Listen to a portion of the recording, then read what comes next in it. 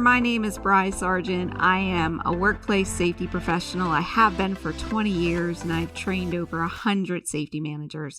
And here at the Safety Geek, we spend our time talking about management commitment, creating safety culture, and the psychology of safety. So thank you so much for joining me. All right, let's get started. We're talking about stopping procrastinating and getting stuff done. This is a really interesting topic, and I know it's not necessarily safety related, but it's how you can do your job better. One of the things that I know happens as a safety manager is that you have your list of things that you want to do, and maybe you've done it right. You have your systems in place. You have your prioritized list in place, and then someone knocks on your door and tells you, hey, there's been an accident. Or even worse recently, right? Oh, you need to create a full-blown pandemic program and you've never had one before, right?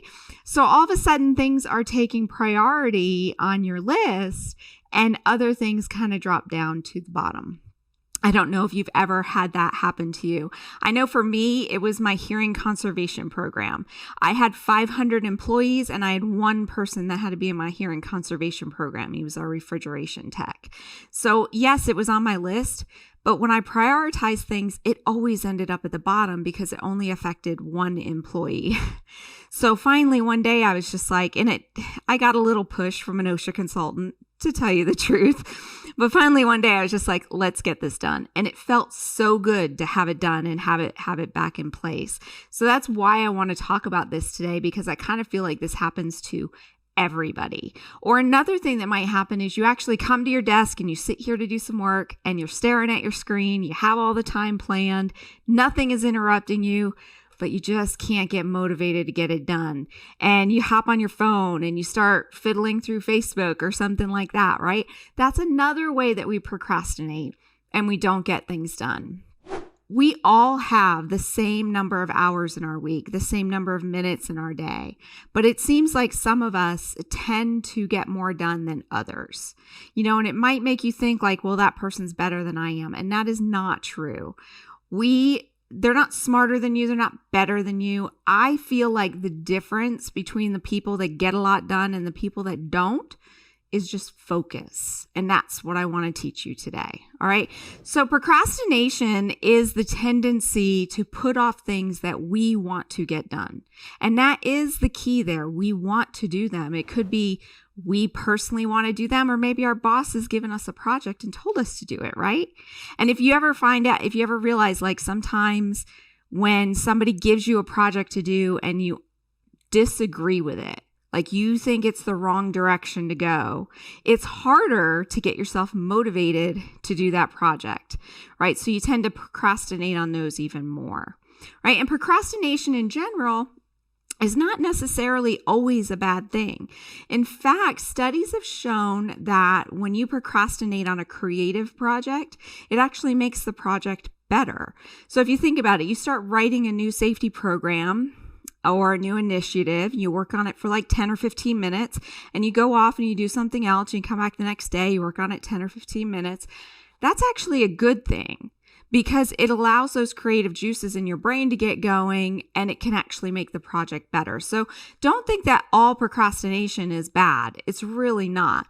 The problem is when we wait till the last minute to do something.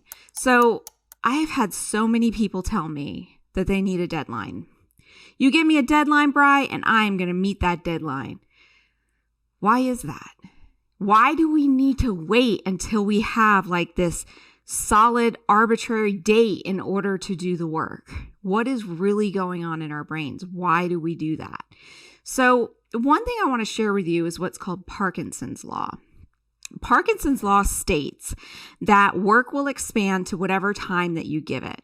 So if I tell you to do a project and you look at it and you go, okay, it's going to take me this many hours to do this many hours to do that. So to do the entire project, it's going to take me 5 hours.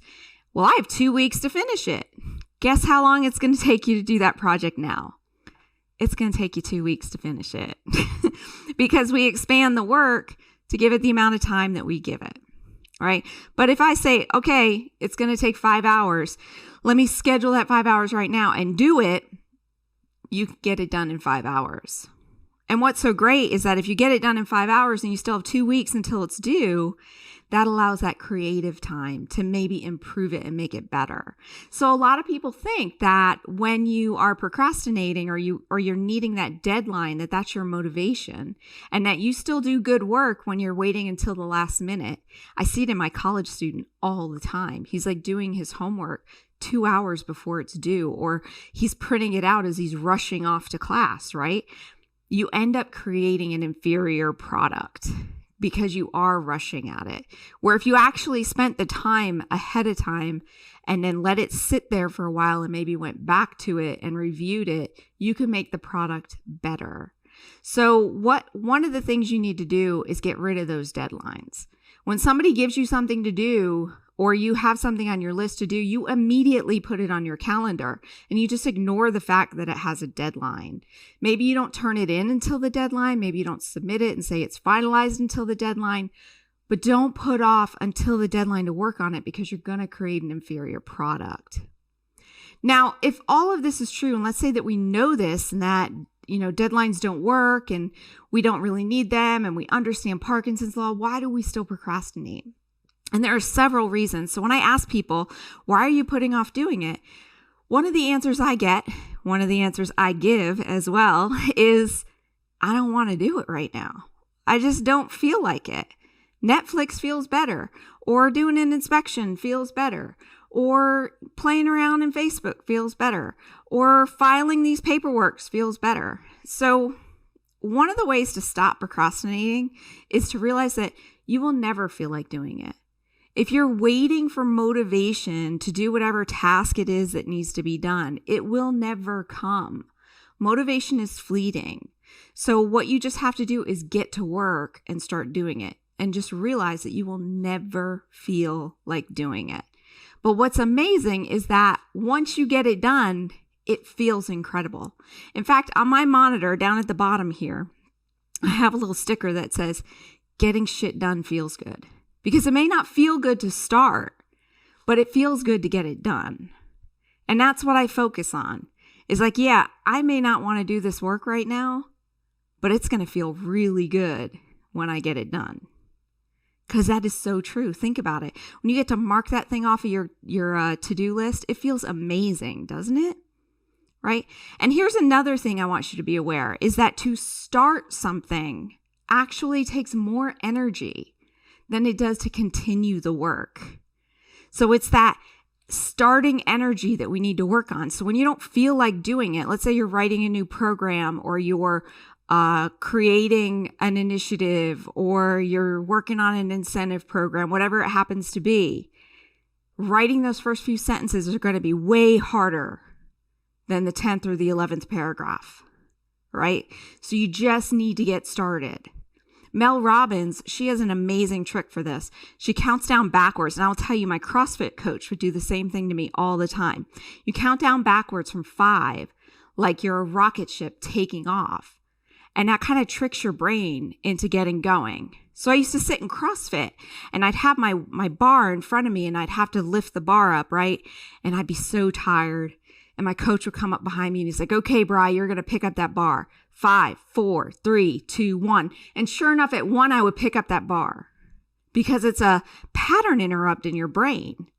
So it's the same thing. When you feel yourself procrastinating, count backwards and then launch and actually start that project, whether it is a sentence or two, or opening up a file, or whatever it happens to be. So that is one trick. All right. But what I want you to realize, well, before I get on to what your brain's doing, the next trick that I want you to do is schedule it on your calendar. Schedule the time to work on whatever it is on your calendar like it is a meeting. So many of us have shared calendars with everybody in our office, and they can see when you're available and see when you're not, and they can schedule a meeting. And here you have a 5-hour project to do, and here they've scheduled this and they've scheduled that, and everybody has taken over your calendar and you've lost control of your calendar. Stop doing that. Schedule your to-do list on your calendar, because that is stuff that has to be done. And this is incredible when you start doing it this way. When you go, okay, I got this 5-hour project. I'm going to schedule 2 hours on Monday, 2 hours on Wednesday, and an hour on Friday. And I'm going to get it done by the end of the week. And when you do that, it takes it off your brain so you don't have to think about it anymore. But you can actually focus on it. And then when someone comes up to you and says, hey, I need you to do a pandemic program or whatever it happens to be that they're interrupting you with, you can look at your calendar and say, yeah, I could do that, but it's going to put off this other project that you asked me to do as well. So do you want me to change that deadline so I could do this instead? It allows them to see how much time you actually have to work on everything. This was an eye-opener for me when I realized that everything that I was responsible for actually took 16 hours in a day to complete. And I was able to show my boss that it's impossible for me to do my job by myself. So that's one thing. But what I want you to realize, so when you go to do the work, your brain is going to fight back at you, right? Your brain is going to constantly be going, no, we don't want to do that. We don't feel like doing that. Stop. So there are two things going on. You have these competing desires in your brain. You have one desire wanting to get the project done, and you have another desire going, nah, we want to do what feels good, right? So I like to call it your executive planning part of your brain and the toddler part of your brain. And I love to call it a toddler because that's what it's like, right? It's like, no, don't do that. Don't do that. I like to picture it as like a little toddler who wants a cookie. And they're constantly going to you, no, mommy, I want a cookie, I want a cookie, I want a cookie. And it's just distracting me from doing my work. And of course, what's happening in that primitive function part of your brain is it wants to feel good.